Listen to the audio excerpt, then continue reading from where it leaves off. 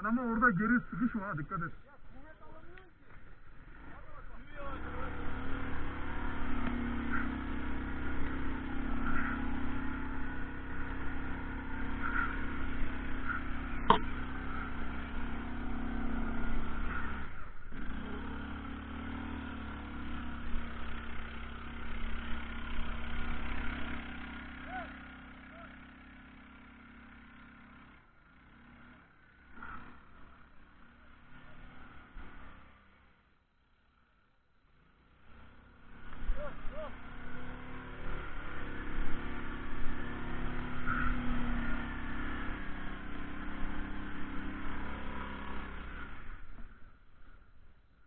Az geri ileri.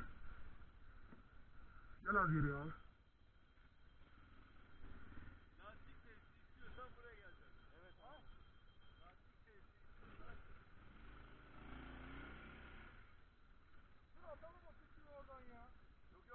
O buruna geçsene Yusuf. Orada itele uzat.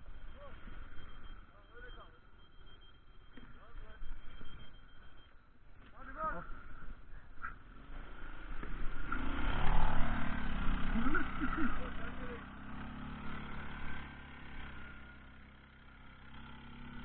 Şunu da azıcık atalım aşağı. Müthiş yer ya.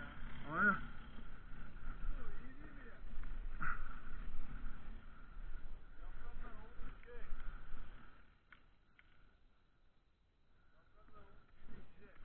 Aynen.